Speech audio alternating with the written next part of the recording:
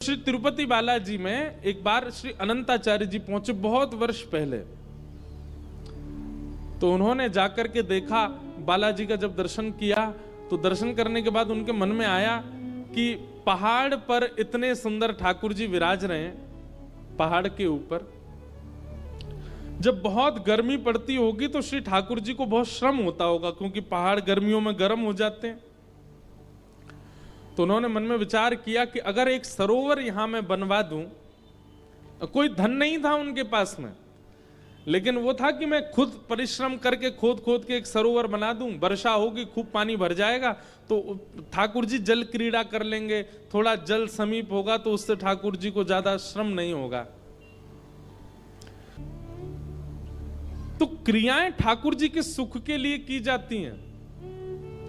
तो अनंताचार्य जी ने मन में विचार किया कि मैं एक सरोवर का निर्माण यदि तिरुपति बालाजी ऊपर पर्वत पर कर दूं तो ठाकुर जी को सुख रहेगा। उस समय इतना वैभव नहीं था, तो अनंताचार्य जी, उनकी पत्नी वो सगर्भा थी, उनके गर्भ में कुछ महीने का बालक था, वो भी साथ में थी।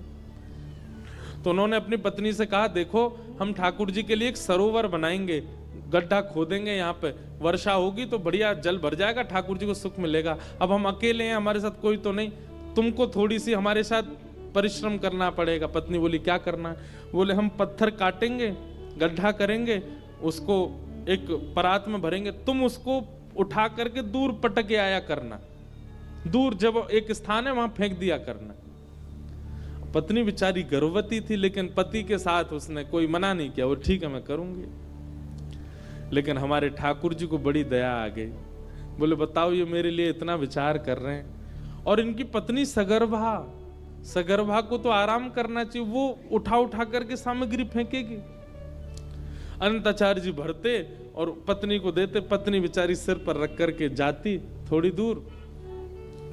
एक दो दिन निकल गए, ठाकुर जी से सहन नहीं हुआ, एक दो दिन नहीं निकले थे तो एक दो बार ही वो गई थी, ठाकुर जी से नहीं हुआ। ठाकुर जी तुरंत एक नन्हे से बालक का रूप, सांवरा सलोना स्वरूप बना लिया ठाकुर जी ने, और ठाकुर जी आते और वो मैया जैसे उठा के नेक दूर आती तुरंत आते और ठाकुर जी इशारे से करते, लाओ हमको दो।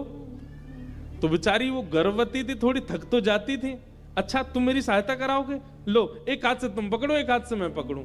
तो जैसे ही वो नीचे करते ठाकुर जी छीन के भागते और लेके जाते और दूर पटक के तुरंत आते और परात खाली दे देते, ले जाओ।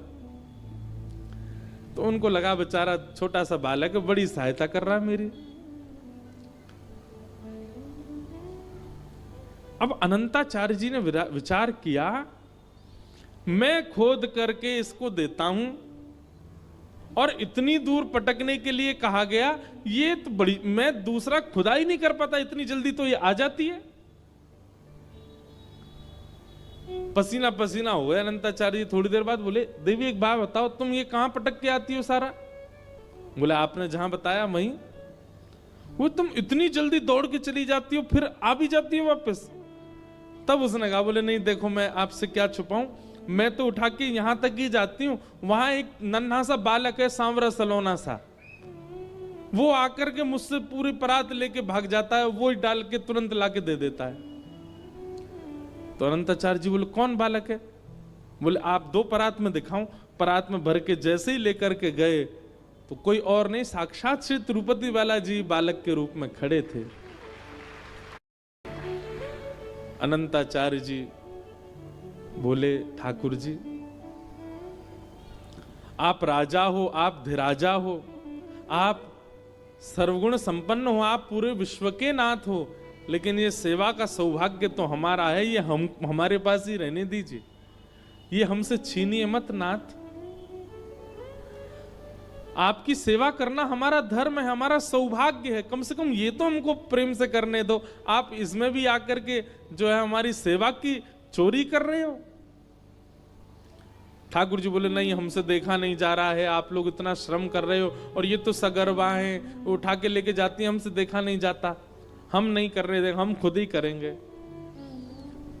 तो कहते हैं श्री अनंताचार्य जी लकुट लेकर के ठाकुर जी को डराते हुए पीछे भागे, बोले मंदिर में चले जाओ चुपचाप, निकल के मत आना बाहर।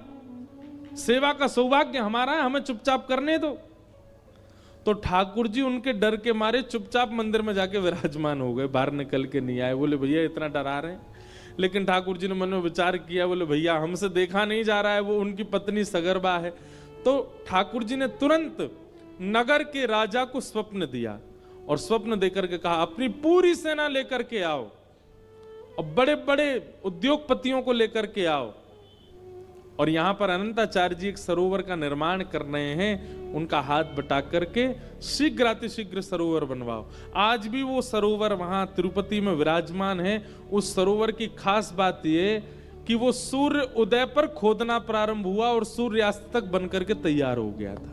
इतनी सेना लगी उसमें।